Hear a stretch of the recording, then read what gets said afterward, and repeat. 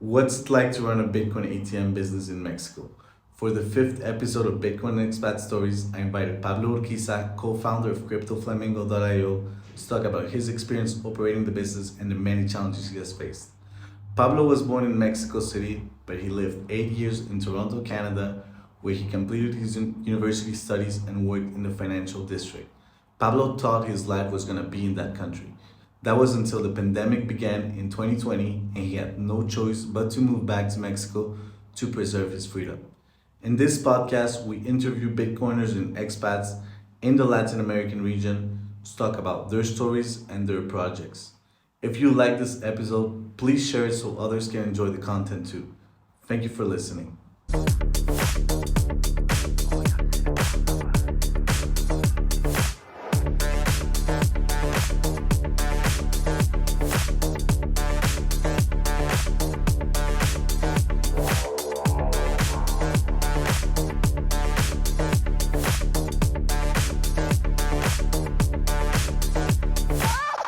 Before we get into the subject, can you tell us a bit about yourself, Pablo? Absolutely. Okay. Well, I'm from Mexico City. I was born and raised in this country, in that city specifically. When I was 20 years old, I went to Canada. I went there for university, and then I stayed there for a total of 8 years. I was there working for a mortgage company called Home Trust Company. My background in school is economics and finance, so I have a decent experience in the financial district in Toronto. I was there for almost 3 years, and it was great. But COVID started, and honestly, Canada was not livable at that point anymore. I decided to go back to Mexico after being there for 8 years, and it's been 3 years since I have been using Bitcoin on a regular basis, I would say. That's awesome. Thank you for that. So you were born in Mexico, you lived in Canada a couple of years, and now you're back to Mexico. So and you say you're a Bitcoiner for 3 years. So maybe let's start with the Canada Mexico part. So why did you go to Canada initially, and what was your experience living in Canada compared to your upbringing in Mexico? Okay, perfect. So when I was in high school, a university from the United States came to give us a speech, right? They wanted to just have more Mexican students from that particular high school going into their, school. I was supposed to be one of the students. I applied for it. I did my SATs. Everything was good to go. At the end of the day, I noticed that it would be really expensive for me to be attending to that university, so I just didn't do it. And after that, well, because I also noticed that immigration purposes in the United States are really complicated.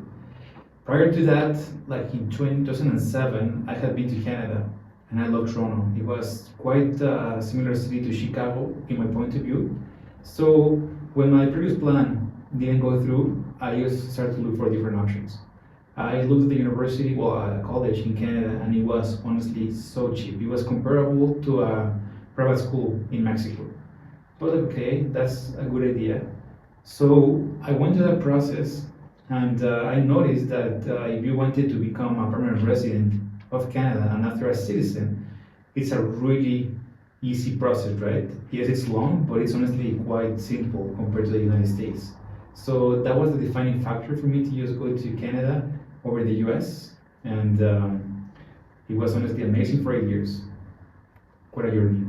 That's awesome. Thank you for that. So it was really just about the immigration policy and the costs, right? Absolutely. So yeah, Canada makes that more accessible than the U.S., particularly for Mexicans who have a very hard time entering the U.S.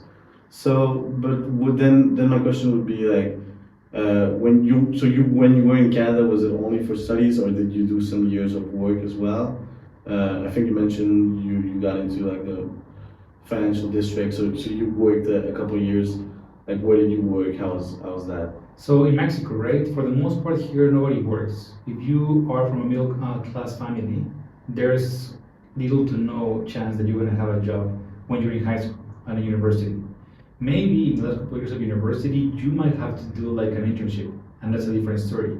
But in Canada, as you know, people work from like 14 to 15 years old, right? So I was in Canada and I got my first, I guess, job on my first real job, I would say, on my third year of college. I used to work at the bookstore, and ever since then, I used to be after I was a server for a couple of years. I used to be a call center agent. So I pretty much did all the service jobs that you can think of in Toronto, because living over there is expensive compared to Mexico, right? So my family, they were sending me money from Mexico, which is the Mexican peso. And if you spend in a different currency that is definitely worth more than ours, it's honestly way too expensive. So I had to just like become as a, I guess, a Canadian, that they work and they study, and the government was allowing that for different people, right? Even for students coming from overseas. So that's basically what pushed me through to just start to get a job, start to make some money, and ever since then I have never stopped working. That's honestly one advantage of Canada, that you can work when you're a little kid, and you actually get to just know the real value of money. Yeah, that is definitely an advantage. I feel like a lot of young kids or just teenagers and even like young adults here have very little value for money. Obviously, the poor people do, but like as soon as you're upper middle class, upper class, you have no understanding of what money is. You waste it. You spend it very foolishly because your parents just provide it to you, right? They don't want you to work because only poor people work, right? That's While very true. they're doing their studies. When you're like, I guess in high school, as I said before, none of my friends, none of my, I guess, like acquaintances was working at the time, because they didn't have to, right? They said, our parents said, like, you have one job, which is school. You gotta go through school, get good grades, and then after you go to university. So that's basically a different mentality, a different culture, completely different to North American culture. Here in Mexico, I would say that my good friends, they never really worked up until their internships, when they were like maybe like 21 years old. So it's quite different, right? I've been working maybe like, I would say 23 years old actually. So I've been working since I was like 22. So compared to Canada, they work at 14, 15 years old. That's a huge discrepancy that we have. For sure, I started working when I was 15, just because like it was just normal for us to work after school. I started selling chocolates door to door. Then I worked at restaurants, from 15 years old. And like, but I know what you're talking about because my mom, my dad, they never worked until their internships, and they were doctors in the 70s. So this was until they were like 25 years old, 26 years old, like extremely late. Then an extra 10 years for me. Okay, so what? Okay, so then I gotta move on to a. Well, from this, where I move on is like, what other cultural differences have you seen between Canada and Mexico that shock you? Kind of like this, but or whatever, just cultural differences. Well, the first thing in Mexico, right? We've always had like a few foreigners living in Mexico City. Like you get the German family that they live close to the German school and whatnot, right? But you wouldn't get to see many foreigners in Mexico City like living here. Yeah, you get to see a few of them. And compared to Canada, if you take the subway, TTC as they say, like honestly, everybody's from a different race, language, background, like different ages. You see, I guess like Arab women that they wear a hijab. You see like African people like from a completely different culture. Like you see people like wearing all sorts of clothes, like Arabs, like from like Saudis. It's so different, right? You get to see a lot of everything, different cultures in Toronto. It's a really multicultural city and also country. In Mexico, you didn't get to see that much. You honestly, one thing about Canadians, they have patience for people who don't speak English really well. They honestly let you repeat yourself for the most part. If you are new to the country, they want you to try harder in your language. So it's honestly really welcoming at first. You see how people, they really want to just like have everybody happy and just like succeed in that country, right? It's honestly so different to Mexico City. Now that I'm back in Mexico, after 8 years living in Canada, and this I came back 3 years ago, and after COVID, you see that Mexico is also becoming a country that is multicultural. You see a lot of people from different parts of North America, Europe, that they now live in Mexico. A bunch of Venezuelans, Colombians, Argentinians. So not to that extent like it's in Canada, but it's a huge culture shock to just go from one country that didn't have many immigrants, come back to my country and see a lot of stuff now that has changed through the years. So that's been quite cool to see. Yeah, I agree. I've noticed that too. You know, I didn't grow up here, but I know that like there's a lot of new immigrants and expats, and just tourism as a whole remains strong and even like has strength. Okay, that's interesting. What other differences have you seen from your childhood in Mexico to like like going to Canada and coming back to Mexico? What changed in Mexico for the time you left? I would say one thing that has really changed is Mexico City, right? I see the city definitely different in regards that it's more clean. There's, I guess, more traffic in a way. What else can I say that has changed radically? I mean, I guess just the immigrants that you can see here, like it's honestly breathtaking. And honestly, this is my point of view, right? I see Mexico as a country that is stable, the economy is stable compared to different parts of the world. If you now see the Mexican peso, it's skyrocketing. It's actually having a lot of, it's actually gaining ground uh, compared to Canadian dollar and also euro and even the US dollar, right? So I guess the economy, I can see that it's better now in Mexico after being away for so many years. Now that I'm back, this I can see the economy is definitely more strong than it has ever been. Yeah, I think that everyone agrees with that. You know, it's a very strong economy. The currency is very strong. Yeah, this is very interesting to see, and it's all playing out in real time, right? Like we're all seeing it happening in front of our eyes. Like when I got to Mexico, the like 2 years ago, the Mexican peso $2 was like $1 for 21 pesos, and now it's $1 for 18 pesos, which just means that the peso is going up a lot. Okay, that's really cool. So, what made you come back from like when you were in Canada? I think like you kind of settled up there. You thought you were gonna stay there, right? So, what made you come back to Mexico after spending 8 years in Canada? So the one thing about Mexico that before I didn't like was that I couldn't be financially independent when I was like 18 years old, 20. I mean, it was unthinkable. Right. Why? Because here the culture, the system doesn't work that way. So when I was in Canada, when I was working at age 22, I was like, man, I mean, I'm making enough money to just pay my rent, pay for my rent, and also like have a decent life that I can just buy my groceries and just, like going out with my friends, girlfriend, whatnot, with this money that I'm making as a server. That was unthinkable to me. I was like, man, I never want to leave this place because here I have something that my country couldn't offer me when I was in Mexico, right? So I was like, I want to stay here forever. I pretty much like learned the language quite well. I wasn't really talking Spanish with many people. I only hung out with friends from Canada and different countries. I didn't have many Mexican friends, to be honest. And, Are there many Mexicans or? There is. I just didn't really get to see them, right? I wasn't exposed to them. So in university, my good friend of mine, he's from Venezuela, and besides him, I didn't know many Latinos other than him, right? So it was great to just like see this lifestyle. I had a girlfriend, then I got a job. That you had like security with the rest of your income, your place. You can save some money. So it's like wow. I mean, I never wanted to just leave Canada.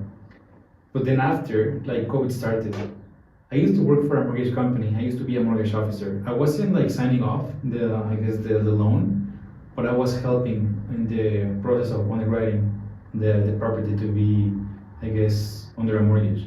And that was pretty cool. But COVID started, and I couldn't really go to the office. I couldn't really get to see my friends. Yes, I had more money saved up, but I couldn't really do anything with that money, right? It was pretty much like spent it online and that's it.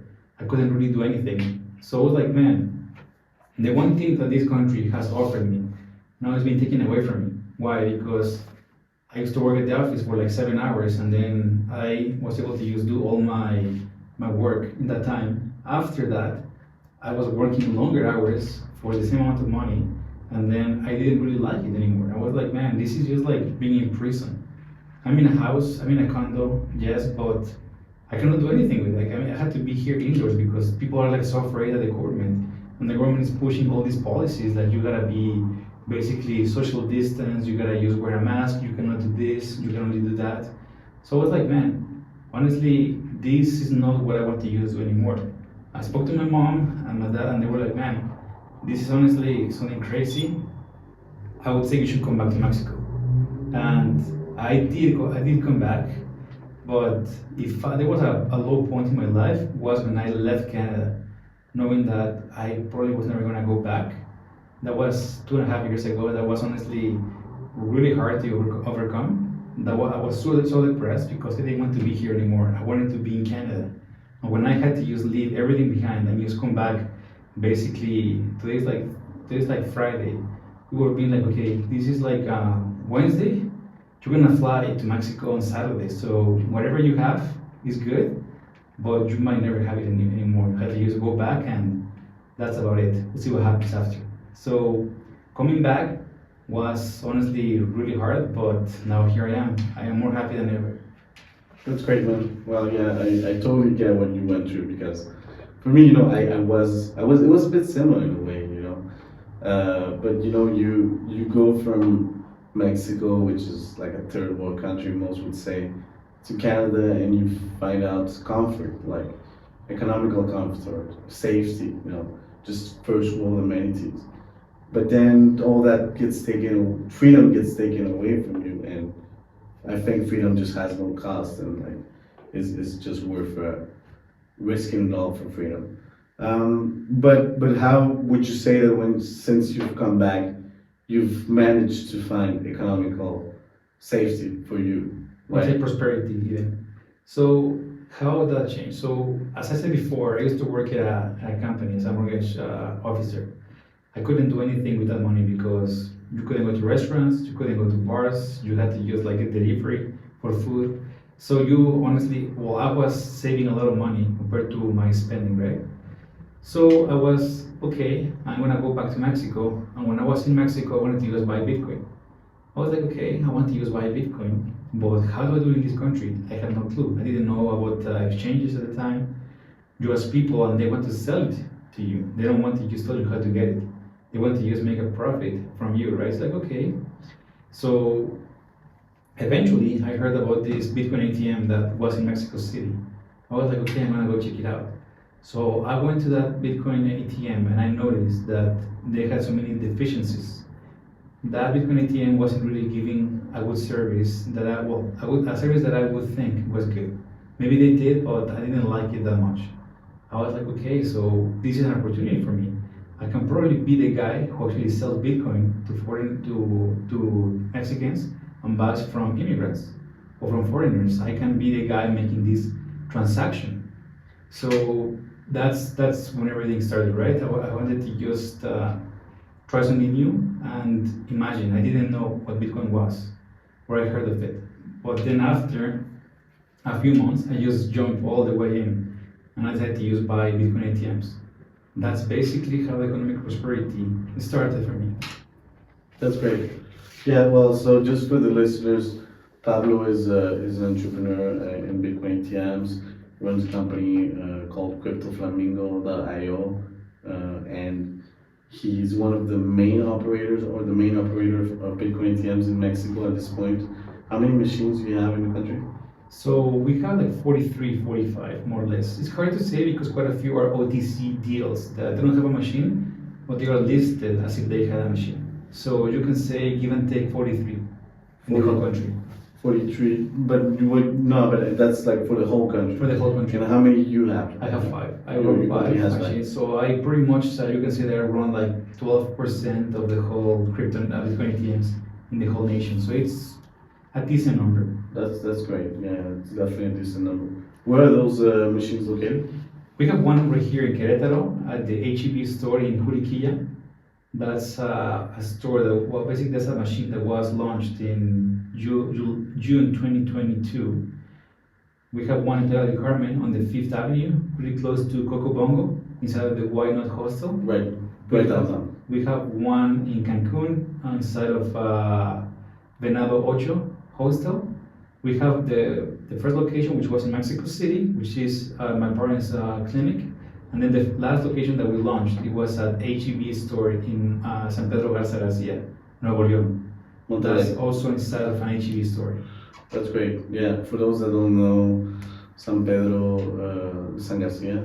San Pedro Garza Garcia. Garza Garcia is like the most prestigious neighborhood in the country, probably in the continent.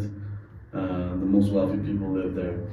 People really say that that's the most, I guess, in Latin America, it's the most wealthy neighborhood in the whole Latin America, right? Yeah. So it's quite good. Yeah, that's great. And I didn't quite get, how did you first hear or get into Bitcoin? Was it through the ATMs or was it before or after? So I pretty much, people talk about Bitcoin everywhere, right? It was like a like really common word to just listen to at the office and at the park, at the grocery store in Canada. So, but I didn't really know how to buy it. People buy about it, but they don't even know what's the meaning of it, what's the purpose of it, what does it do, how do you get it. So that was really hard for me to just like understand how can I buy Bitcoin. So when I was in Mexico, I wanted to just buy it, but I didn't know how. I had no idea how to just do it. So I did some research, and I have a friend who told me, man, if you have cash in Mexico City, you can actually buy Bitcoin from Bitcoin ATMs. There's a couple in Mexico City at the time. So I went to that store, and that's basically how I got started into this business. And that was maybe like in May 2020. Okay, I see. But when you weren't back yet, you were still in Canada. I came back from Canada in April 2020. Okay, right, like very quickly. So the COVID started and you just stayed there for like a month, 2 months, and then you were like, I'm not gonna stay this for longer. Honestly, it was horrible. I remember I was skiing maybe like mid-March in 2020 in Alberta. When I came back, everything was like honestly so different. The city was like a ghost town. People were like honestly, I mean, I used to work and right in the financial district, which is the economical capital of Canada. On a Thursday at 8 a.m., it was honestly a ghost town. Everything was shut down. There was no coffee shops open. You could see like literally like 5 people walking in the buildings, maybe the concierge, maybe the security guy, and that's about it. It was honestly scary. I was able to just feel the fear. People were like actually so afraid of life at the time. That was crazy. That was crazy. Like I was not at all scared of COVID, but people made me so scared because they were crazy. People went crazy, and I think people are still crazy. I think things never change. I think they change and they never change back. I think people just went completely crazy and still kind of there. Okay, so we covered Canada, we covered. So talk to us a bit more about like the Bitcoin ATM business. So like maybe we can start, but like what are the main challenges in running a Bitcoin ATM business in Mexico? Well, the first part of it is bureaucracy. Here in Mexico, regulation for Bitcoin is not quite clear. People don't really know how can you pay taxes if you made a profit by trading Bitcoin. There's no regulation for that in place as of yet. So that's the hardest part ever because you have money going in and out your bank account. So the government is like, okay, you have money coming in and out. So you're definitely making some money. Okay, but how do you declare that money in case you want to be shut down, right? So you really gotta be patient. You really gotta find out an accountant that is gonna do it under something different, but is the closest to Bitcoin. So you really gotta just like find it out first. That's the first thing that has been a challenge. The second part is trying to get the government permits. Government here in Mexico, as I said before, they don't have regulation in place as of yet, but it's a cash-intensive business, which means in Spanish, una actividad vulnerable, which is a vulnerable activity in which you are basically under scrutiny of the government because they say that you could be like doing money laundering, which is honestly nonsense in my opinion, but they say that you could be very well doing this activity. Right. So trying to use like work with the banks and see which banks will allow it has been a challenge as well. Also, trying to have a corporation, how do you actually, which corporation is the one that you should be having in case you want to be in this business? Isn't a challenge.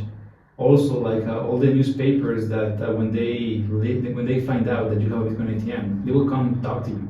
Sometimes they want to use not your insights. They want to also like ask you, hey, how do you run your business? Because they either want to just get on that business too because they think that it's honestly so profitable, or because they really just want to just like find out how does it work with the regulation in place and whatnot. So how do you do it? It's basically really a really common question to be asked. Okay, so also like the wallets, man.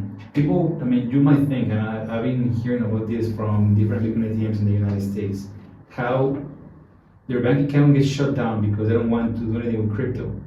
But you wouldn't believe it that the wallets that I have used for my Bitcoin ATMs, they have been shut down by the company itself with no explanation. Apparently, they're supposed to have these wallets in place for people to have ATMs, but they just shut them down for no reason, right? So that's honestly also being crazy because the money that I had there is basically still there.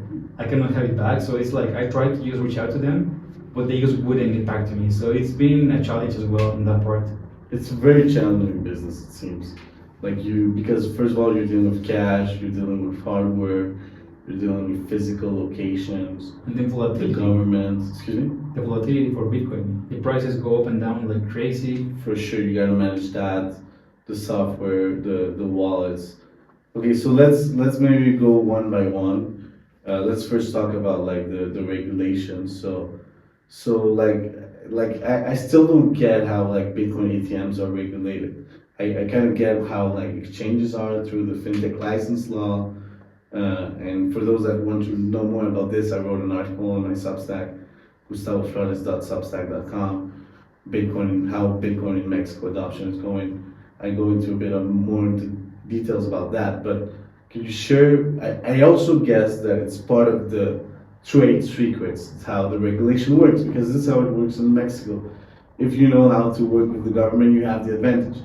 But what can you share about that, or maybe what's your opinion, a little bit more into detail about the regulation, or just the exchange and the fintech regulation too?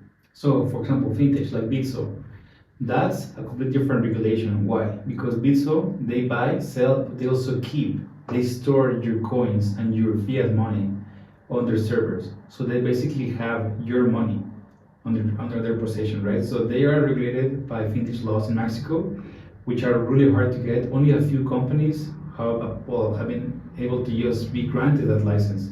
That's the first things first, but that law doesn't apply to me. Why? Because I don't store any money from the clients. I basically, whenever they buy, they get their money right away. And whenever they sell, they get their cash almost immediately. It needs to have some time, maybe like 10 to 15 minutes, but after that time, their money is basically theirs again. So I don't store that kind of money. That's why I don't have to be regulated by fintech laws in Mexico. That's the first thing. But as I mentioned before, this is a cash-intensive business in which you are going to be asked, okay, where is the cash coming from? How do you get this much cash? I mean, where is all this coming from? So you got to apply for a permit with the WIF, which is in Spanish, the acronym for Unidad de Investigación Financiera.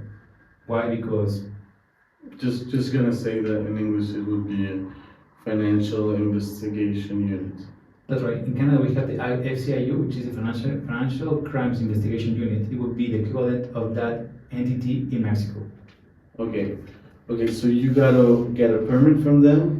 Basically, as I said before, regulation is really imprecise. So Yeah. you have to just like send documentation that you're doing this kind of business in case in the future they have some questions about yourself, about your business. Okay, so you only gotta file that, hey, by the way, you guys should be aware that I'm doing this. Mhm. In case there's an issue in the future, I can always say like, but I already told you guys I'm doing this. It's kind of like that. That's the first thing. Then they're gonna take a few months. When I mean a few months, I mean like 10 months to revise your documents and get back to you. And then if they don't understand your basically business or how does it work, they might say, okay, I don't understand this precisely. You gotta explain to me in detail your process as to how you actually run your business. And once they understand that, they can give you an approval. They have to give you an approval if you basically meet the requirements that they ask for, which is just like regular stuff, like you gotta be a citizen of Mexico, you gotta have a corporation, you gotta have a proper company that is being assigned by a notary, in which saying that you can do this on your articles of incorporation, that kind of stuff. That's really standard, but Right. you really need to have this in place. Okay, I understand. It's basically just traditional licensing That's paperwork. That's operation. honestly just like a driver license that you have to be at least 18 years old. You need to be in Mexico. You need to have a. Exactly. Yeah, that's basically how it is. But it's like that. I think it's like that for a lot of industries in Mexico, that which is not in Canada and the U.S. Like you gotta ask you. There's just a lot of paperwork to file for any sorts of business here, which is the way, in my opinion. This is my opinion, but I think you would agree. It's the way for those in power to remain in power by just making it hard to do business. But for them it's super easy because they got the people in the government on their side, right? Absolutely. When they read the laws, they also know how to just bypass the laws. And as a regular citizen, you need to just know how to actually can use that law that you actually have been. You might be falling under, right? So it's pretty weird to just do. I mean, honestly, I am an economist, and just like reading these legal documents, it's so dense. Even though Spanish is my first language, I have a hard time understanding whatever they have to say because it's really complicated language. Yeah, I've heard that too. I've heard that laws here are written in a very complicated language so that the normal people cannot understanding, and only those drafting the laws understanding.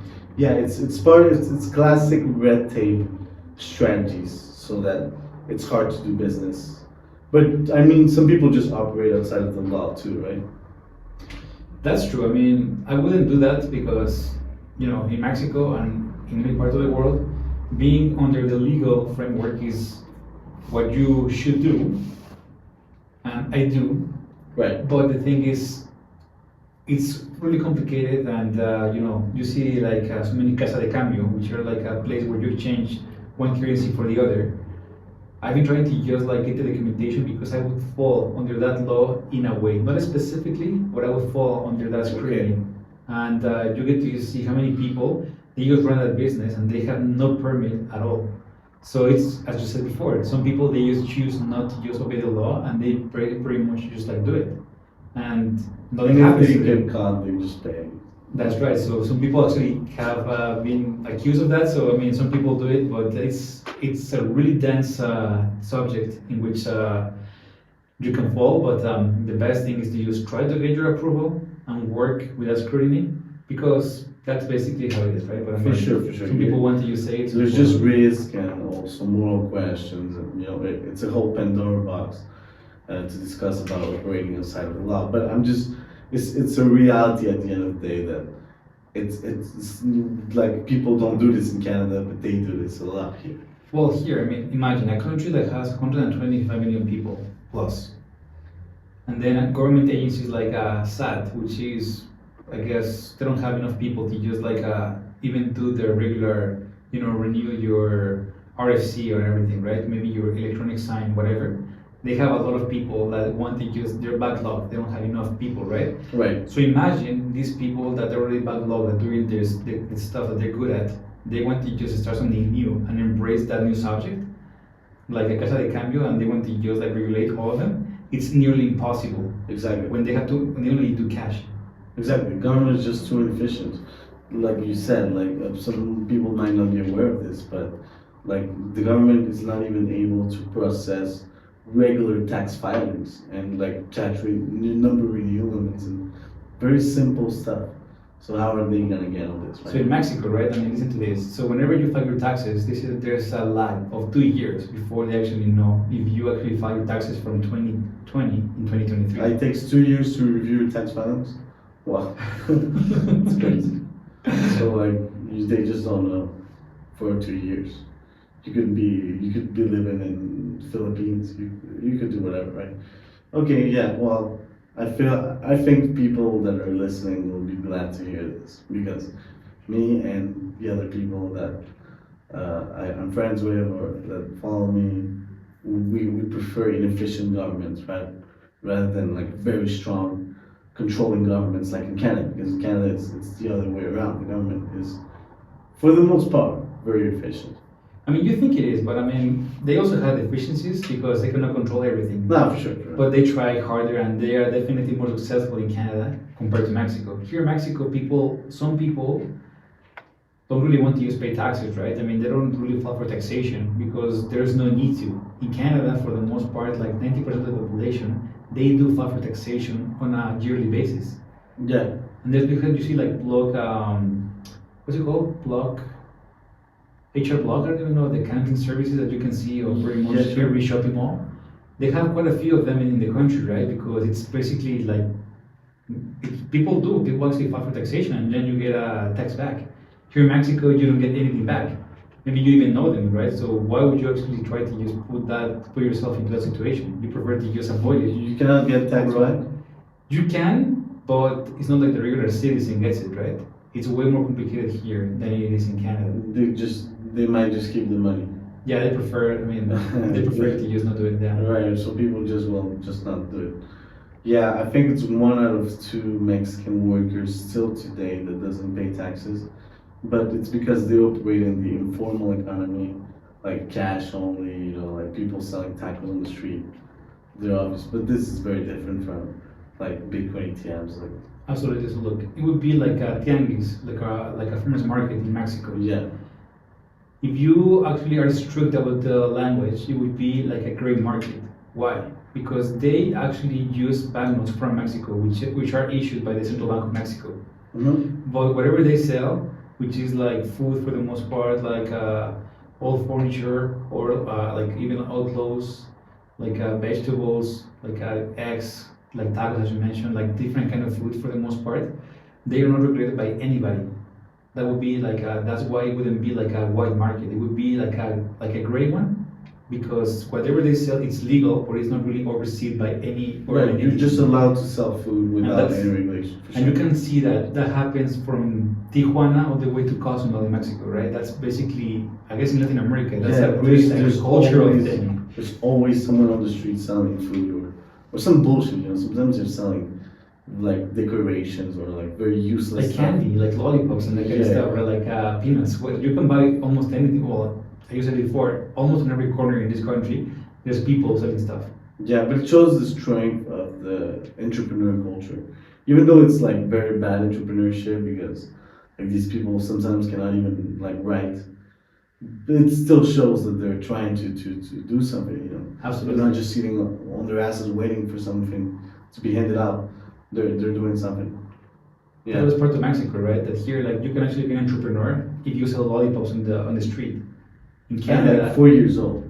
Yeah, in Canada, right? I mean, if you try to do it in Toronto, you will be shut down right away by the city because you don't have a city permit to just sell lemonade on the streets. That's how ridiculous that country is. I think there was a story about something like that happening. Yeah, crazy. Okay. Okay, so let's come back a little bit from the starting point, which was challenges of running Bitcoin ATMs in Mexico. So the first one was the government. So how does the banking go? So like I heard like very recently in the US there were a few friendly crypto banks, Silvergate, Signature, like they've all been bank run and shut down over the last week. And I've been talking to a few Bitcoin CEOs and entrepreneurs, mostly running companies in the US or internationally, and this is a disaster. Everybody's having an extremely hard time, not sleeping, on the phone 24/7. So how is it here? Is this having an impact on the Mexican market? Was it always hard to get a bank account? How's banking? Okay, perfect. So in Canada, right? Whenever you have a corporation, I'm gonna ask you, okay, what's your line of business? What do you do? Okay, well, I import and sell stuff. Okay, give me your license to import and export, and that kind of stuff. Maybe you're a restaurant. Okay, show me that you actually are a restaurant. Where's the office? And the bank actually goes and just like takes a look to your office or wherever you are. So in Canada, and I guess in the United States, they have it's called KYC, know your customer. Before they give you an approval for a bank account, they want to just know what is it that you do for money, right, for work. Here in Mexico, luckily when I applied for a couple banks, as a corporation, they didn't even ask me what my line of business was. So in that regards, they don't really know that I do Bitcoin. It's not that they have asked me, right? So I haven't told them, and they're okay with it. So I would say, friendly wise for Bitcoin ATMs, it is, but you need to have a proper company, a proper corporation, which is a SAPI, which is an acronym for Sociedad Anónima Promotora de Inversión. That means that this company can just like receive funds from individuals for different business purposes. It can be cash. That's why you are allowed to have these cash deposits in such large amounts at these banks, because the company itself is basically designed for this to be done. So in Mexico, I haven't had a problem with the banks at all. But that's because they don't ask, what do I do? Because they don't have to know. They don't really have that regulation in place in the first place. Interesting. So because this country, there's just so much cash around, it's easier to get cash into the banking system. Because in Canada, for example, getting cash into the banking system is hard because like nobody uses cash. Who are you using cash? Are you doing something sketchy, right? But here it's so common that just cash is in and out in the banking system without a problem. Apparently, and this is what the government said, right? If you have a deposit for a bank account that is under someone's name, if you deposit more than 15,000 Mexican pesos that month, you automatically have to be actually investigated as to where the money is coming from. They say that. That's basically what the government says. But imagine, Mexico is a country that has the most cash in the streets just after India. Do you think the government has enough control to just regulate every single account and just know what's happening? It's impossible. What do I do to avoid this trouble? Because I do take cash deposits. First of all, as I said before, I have a corporation. That corporation is a SAPI, which allows me to just basically get funds from customers for business purposes, and it can be cash. That's the legal tender in Mexico. That's the first thing. Second thing, I file for taxation on a monthly basis, and I always pay taxes. That means that I'm making a profit, and that would be if I can be audited if the government wants to audit me. But I have connection that they have said, man, if you pay taxes for whatever line of business that you're doing, don't worry, because the government wants more money. They're gonna just go after the companies or the people who actually have cash deposits and they never file for taxation, because they don't know what's happening with that, right? Right. But if you file for taxation and you say that you're doing this, they are not gonna give you a hard time because they want you to just keep doing that business because it's giving them a profit as well. So in a way, if you pay taxes, you're avoiding investigation just because you're paying taxes. That's right, because you're doing it right, and the government, what they want is they want to go after people who pay taxes before, but they stopped, but they still have that activity. If you can be a doctor and you haven't paid taxes in a couple of years, they're gonna come ask you, okay, what's happening? Because I still see movement in your bank account. What's happening? Why did our revenue stop? That's right. That's basically it, right? So, in order to avoid that, just always pay taxes. If you made a profit, that's the best way to avoid any hassle. Right. Is to do this. Okay, I understand. Okay, interesting. But I'm guessing, okay, so just back to the banking. I guess it would just be like if for Bitso, for example, if someone wants to launch a Bitso competitor. Bitso, by the way, for those listening, it's the biggest exchange in Mexico and Latin America. If someone wants to launch a competitor, they have to have a very solid banking partner because they have to. Money is not. It's not just cash. It's literally wires and deposits with a Bitcoin tag onto it, right? Because not a Bitcoin tag, but like a Bitcoin exchange tag to it. So then it's different, right? Mm-hmm. So Bitso is a huge company in Mexico, but I don't even know how, but they have bypassed the law. How? That the servers and part of their operation is not happening in this country.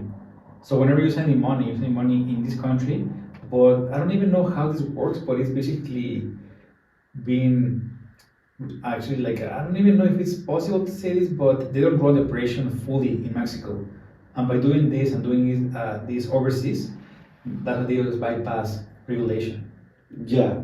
Well, actually, I've looked into this, and this is the standard way. This is once again, this is how big Mexico is a sketchy place. It's a loophole. The central bank says companies cannot operate, like the exchanges cannot operate in Mexico, but a foreign exchange can deal with Mexicans. So what you do is you set up a payment processor under the fintech license law, and you bridge the customer, let's say me, Gustavo Flores, sends an SPI, a transfer to let's call it Bitso Pago payments. It's actually Novi Inc. Okay, sends to Novi Inc. And you can read this in the legal terms. And then Novi Inc. is just a payment processor that sends the money to Bitso in Gibraltar. And Bitso in Gibraltar sells the Bitcoin to Gustavo Flores in Mexico. So technically, a Mexican corporation never interfaced with Bitcoin. It only interfaces with the banking system nationally and internationally, and for that you need a fintech license, and that's basically the loophole to run Bitcoin exchanges in Mexico. So Bitso does that, but everybody at this point is going to do that. Everybody that wants to launch in this country is going to do that. I think Ripio does that at this point too, Volabit too, and everyone else that's coming is going to do it this way. I've approached lawyers, very respected and like very costly lawyers, and they've told me this is the way. This is the way we gotta do it. It's a loophole. It's honestly crazy. I mean, it's so expensive to run a business in Mexico for that kind of entity. So, like, imagine how much money you had to use. Maybe they had to send their wires. I don't know, maybe like every hour or so to Gibraltar for them to work here in Mexico. So it's not a simple business to run, right? I mean, it's definitely a lot of disadvantages. And then also, if you take account the volatility, man, I don't even, and they charge honestly as a small spread.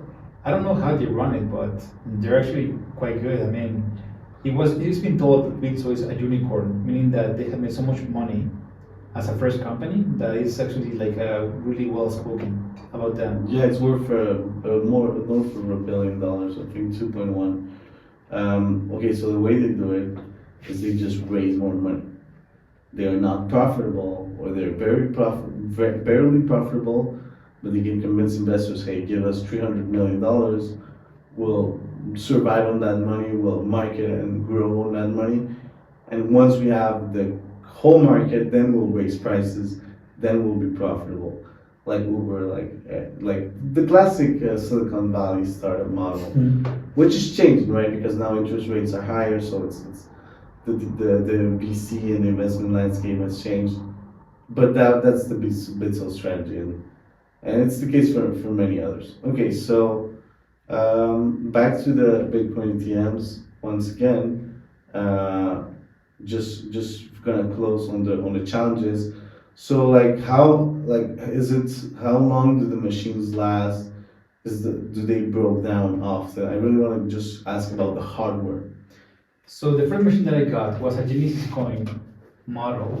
I think it's a Satoshi, if I remember the name of it. Anyways, it's a machine that is not really good looking. It's actually quite old and doesn't really look appealing. It's honestly, yes, a Robocop machine. Honestly, it's not really that nice to see, but the machine works. The machine was built in 2014, and that machine actually still runs on a computer with Windows XP.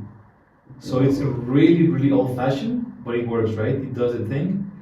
So machines can last. That's pretty much like 9 years old since the machine was built, and it's still running, right? The machine has broken down so many times.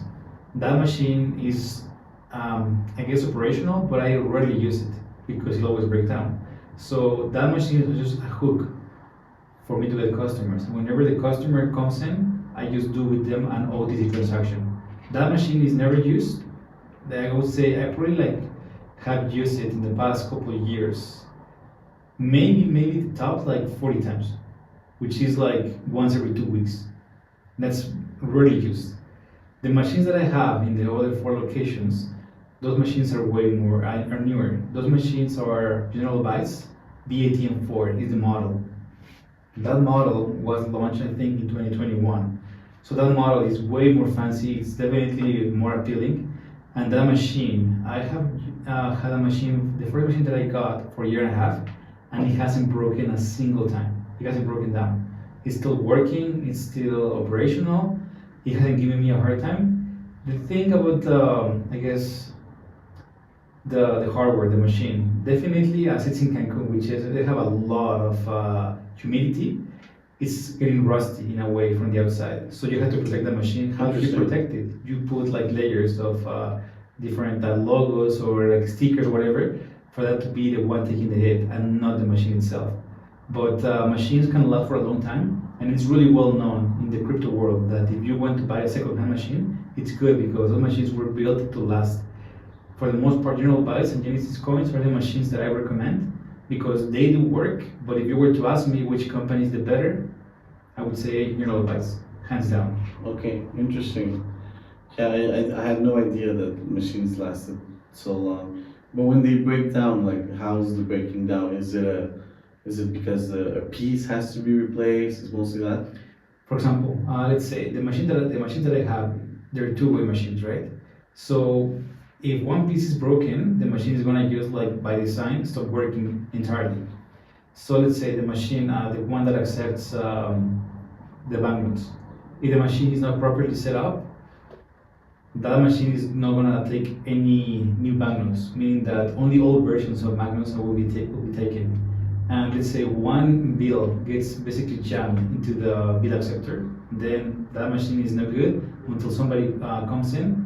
They have to just open the bill acceptor and take that bill out of it. So that's really complicated. Also, if the cash dispenser unit breaks down, the machine is not going to work for either buy or sell. How do I overcome this? Luckily, I have a friend who works at a bank, and whenever my machine broke down, I was like, man, I need you to give me a phone number for any technician that the bank sends to fix their ATMs. You have to know somebody that knows somebody, or maybe you can see the guy walking in to the branch. You gotta tell me something about it. So this guy said like, okay, yes, I found the number of this guy who actually works as a technician. So whenever the machines break down, the bank calls them and he just like goes and just fixes the machine. So when the machine broke down, I had to just contact this guy, and yes, he was the one who fixed it. But man, I mean, these are just such a niche product that you cannot use like Google like, hey, Bitcoin ATMs technician for like machines being broken down. You cannot find anything. So you really gotta be in this kind of business, really creative in regards to how to fix your stuff that is broken. Because if you ask regular guys, they don't have an idea. It's not like a mechanic that just like goes to the shop and gets a car fixed. It's a completely different level. Interesting. So, but it's kind of the same to bank ATMs. So this way, That's the thing. this fixes it. Mhm. Okay, interesting. But it's like I had never thought of that, because well, I've never been in that situation. But it's just something that it requires creativity, like you said. It's just like hey, like you just gotta connect the dots, right? Okay, interesting. Okay, cool. And the software part, like how's that going? Is there problems in there? Like As of now, I only take BTC for either buy or sell options, but I really want to use like launch USDT. USDT is a stable coin that you may know that has parity or used to have parity with the American dollar. So I want to sell that one, but like creating the interface and just getting the APIs keys set up and having that to be launched in my machines has been a nightmare. I had tried to do everything possible, but even the company itself, they got back to me and said that I had to just wait until a new upgrade is available for this to work on my ATMs. And I'm like, man, I don't understand. This makes no sense because different ATMs in Mexico that have the same model that I do are already selling this coin. How can I do it? And it's honestly so bureaucratic that they don't even know what to respond to me. So even though I wasn't I guess a software engineer, the coding process, I'm getting a little bit better as to how it's done and how to set up these wallets and for them to work. But this one has been a nightmare. I can say that I have tried for the last couple, I guess, the last 3 weeks, every single day, how to get this fixed, and I don't have an answer. So it's a challenge. And also, I haven't mentioned this before, but a wallet that is the one in charge that I pay a service for, that disperses the funds and receives the funds from my Bitcoin ATMs, they shut down. Well, basically, they shut my account. It's locked. So I have money, I have still some BTC still there stuck, and they wouldn't get back to me, right?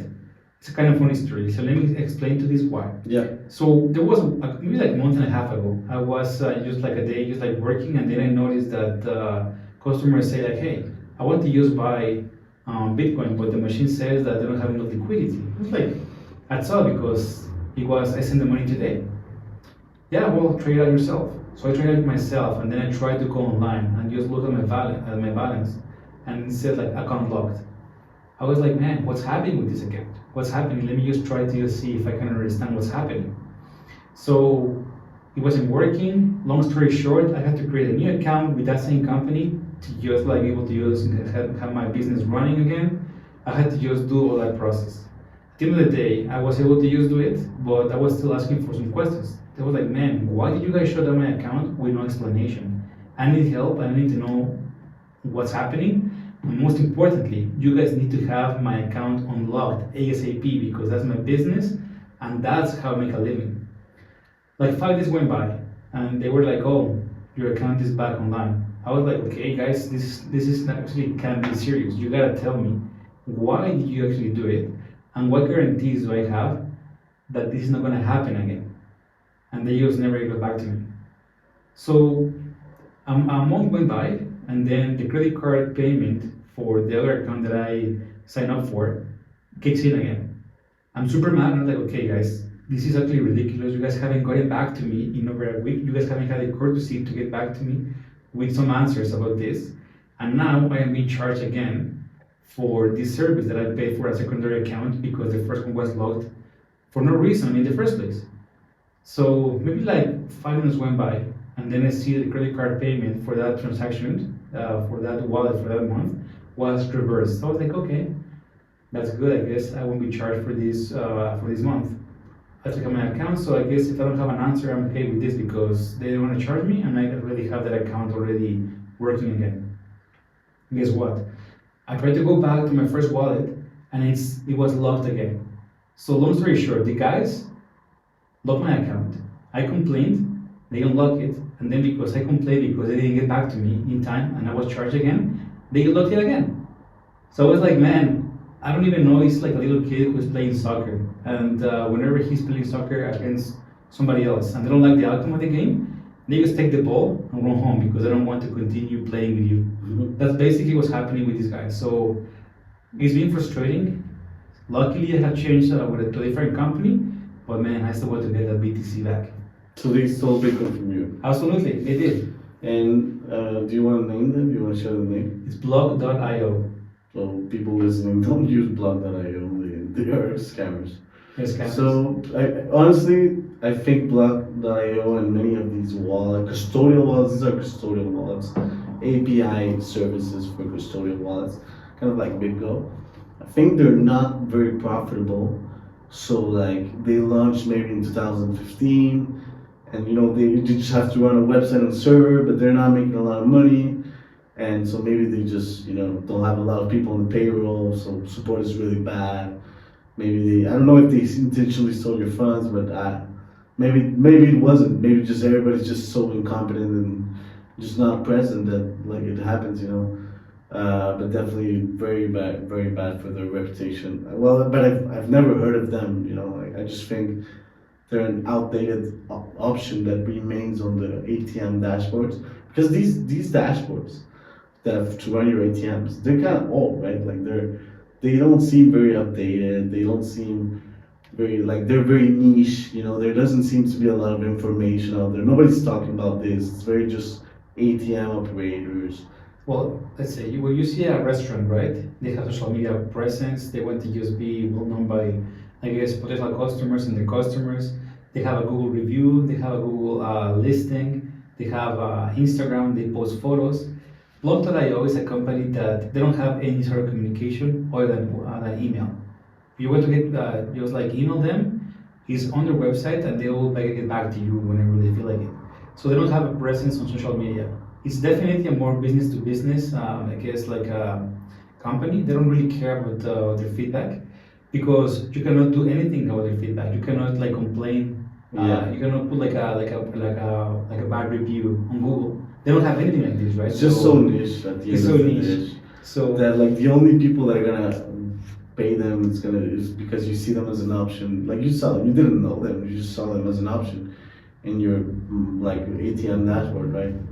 that's the thing, right? So I didn't know anything about that one. I was like, okay, well, it seems to be a decent service that it works. So it's the company General Bytes is offering it. I guess it's not too expensive. Yeah, let's go ahead. And I Right. went ahead, and honestly, it's been tough. You should tell our general plans to stop recommending them. I think it will. That's a good option, man. I didn't think about that before. Okay, well, sorry for that, everyone. We just got a little lost connection, so but now we're back. So I was talking with Pablo about the challenges of running Bitcoin ATMs in Mexico, and we were finishing talking about the hardware, the software, and the wallet partners. So, is there anything else you want to mention, Pablo, about challenges or difficulties, anything or just things problems you're having with this before we move on to another subject? I guess it would be everything. I mean, it's kind of tough, but as you learn on the go, there's definitely a solution to that problem, right? So maybe you encounter this first, but then after you're going to encounter a solution as well.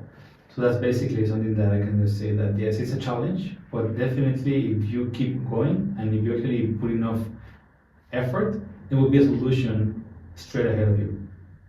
For sure, for sure. It's like that, right? Entrepreneurship is about failing and trying things and finding solutions to problems and you just the next day you're always gonna have a new problem, but you're always gonna have a new solution. That's just part of the way it goes, right? Is this like your first business? Is this your intro into entrepreneurship, or have you done other businesses in the past? No, not really. When I was 19 years old after high school, my brother opened up a taco stand in Mexico City. So after a few months, I guess a few weeks, he was busy with school. He was an architect. He was in that in a university at the time. So he's like, okay, man, I have way too much work to just do and handle this business. So I guess it's better if you take over. So I didn't start the taco stand, but I'm the guy who actually just continued the taco stand. Okay, I see. That was a challenge, honestly, man, because the food was too good, and guess what? I ate the most of it. Oh, Not the customers, right? So I was gaining a lot of weight. So that's why, after 6 months of having that business, I just shut down entirely. I didn't know what I was doing. I was so young. Having a restaurant, it's honestly a pain in the ass. It's so hard to just run. Inventory is actually hard to just handle. Employees. That was honestly, I was too young, and it was too hard, to be honest. So that's the first business that I ever had, and I guess I will never have a business again when it comes to food. I don't like food businesses. It's way too much work for that tiny profit that you make. So it's such a little profit. There's a few like food restaurants chains that make money, very few, and like 90% of them make little to no money. And there's just a lot of effort, the hours. The staff, you need to have a lot of people staff because kitchen, cleaning, dishwashing, honestly, just like running this place, oh my god, it's a nightmare. I don't want to just think about anything but that, but like, man, running a business when it comes to food, it's honestly hard. Yeah, I can imagine. Okay. Well, I think we kind of summed up the topic about Bitcoin ATMs. Maybe something that what should people expect from Crypto Flamingo in the future? What are the next moves or like projects you guys are working on or you are working on for the next couple of years? Definitely have an expansion. This business has to continue to grow. This business has to continue to grow, but it has to be in an appropriate way. What do I mean by this? I mean that this business has to continue to grow, but have the liquidity and great service that we offer currently to our customers. Because if you go to one of our machines here in Querétaro, the machine has liquidity as if it was in Cancun or in Mexico City, right? So having that like logistics problem, we don't have any. We are definitely running smoothly. We are definitely asking for more customers to just come take a look at our machines because they're awesome, they're really stylish, and they have liquidity. They fix the problem. And if they ever face a problem with the machine, they have a case customer service phone number or WhatsApp number that they can scan with their camera, and it will be Basically, you can send a WhatsApp message to us like in no time. So they can continue to just expect this great service that we offer, but at more locations in Mexico. Yeah, I think it's really just about locations, right? Adding up new locations all the time. It's the only way to scale up this business because, like, fees are already kind of high compared to, and they're justified because it's no KYC and it's cash, and it's like hardware business, so it's justified, but like cannot like raise prices even more. So you just gotta scale up in locations, right? And there's only a physical limit to how much money you can enter one ATM, so you just gotta have more and more ATMs. Multiple. You know where I think would be a great hit? I think the best would be to just like get all the expat spots, like one in Puerto Escondido, one in San Miguel de Allende, one in Sayulita, all these towns that are like full of expats because that's where all my Bitcoin friends hang out. Like my Bitcoiners friends live at those cities, so that's why I'm sharing this to you because I'm sure it could work in those cities. I think you mentioned not during the podcast, but to me that Cancun is probably your best location, It is, it is. and I'm guessing that's because of the tourism, right?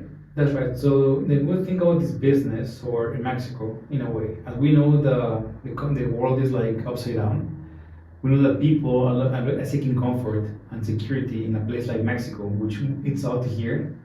Well, it was out here maybe like 50 years ago, but Right. now it is like so common, right? So they want to just change their euros or like their rupees, their rubles, into Mexican peso. How and what's the easiest way to do it? It has to be through Bitcoin. Because I mean, I have Russian customers and they were like, "Man, I want you to sell Bitcoin to me, but I have rubles." It's like, "Man, I'm sorry, but that piece of paper is worthless out of Russia right now. I mean, course. it's honestly worthless. I cannot really. I mean, what's the point of me taking it? There's no need for me, right?"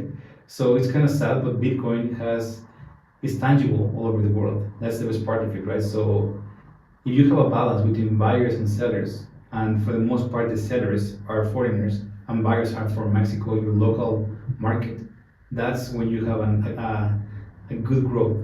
Because if you only buy or sell, it's a challenge. But if you can actually have like a equilibrium between both, that's honestly the easiest, and it has to be in a city in which there's foreigners, but also lots of Mexicans, like Cancun. Yeah, that's a good one. Yeah, I guess Sayulita would be hard because there's just not a lot of buyers. It would just be sellers. But I mean, yeah, because it's cash, so it's not like you gotta have both buyers and sellers at the same location for the cash to balance itself out. And the Bitcoin too, right? Makes sense. Okay, interesting. Okay, so that's great. Well, where can people follow you to learn more about you, to ask you any questions? We have a website, it's called cryptoflamingo.io. That's our website. And we have also WhatsApp, which is plus 52 56 27 27 69 9059. That's our WhatsApp number that they can reach me at to. And we have our Instagram page, which is cryptoflamingo.io. And at least those are the easiest ways that they can use, like find us. Also on Facebook, we go as Crypto Flamingo. Okay. And Twitter is something that we don't really use. So I guess this would be the best options that we have. Okay. So just cryptoflamingo.io with the number. That's the you easiest mentioned. way, and they can use like find the number, find their Instagram, find our Facebook. That's all in one page, in one place. Okay, and you can find all the ATM locations. Absolutely. But you're on the. I think all your ATMs are on the Coin ATM rather Yeah, website. they're over there. So if someone just is in Mexico and they need an ATM near them, they'll find yours on that website. And you're also available for OTC deal, right? OTC, yeah. So if people want to buy and sell Bitcoin in Mexico, they can contact you on WhatsApp, and you can do an OTC deal with Absolutely. them. And the best part of it is that you are I've actually met you as a customer, now you're a friend. But I make money on regular customers and referrals. I don't scam people. If I were to scam people, I wouldn't have any customers because most of my customers are my referrals. Right. Well, the reason why I'm having you in this podcast is because I'm a customer of yours. I'm very happy with the service, so of course, like I recommend it, and it has my approval. So thank you so much. awesome. All right. Well, thank you everyone for listening. Thank you, Pablo, for joining us today. This was the 5th episode of Bitcoin Expat Stories. And anyone listening, please share this podcast to the people you think would be interested in learning more about Mexico, Bitcoin ATMs, Bitcoin in general, and just hit me up on my Twitter, Gustavo GFE, or on my email, gustavo@floresachais.com. If you have any questions, feedback, comments about the podcast, or if you want to join Pablo, cryptoflamingo.io is the easiest way for that. Thank you, Pablo. It was a great chat. Thank you for having me. All right, thank you.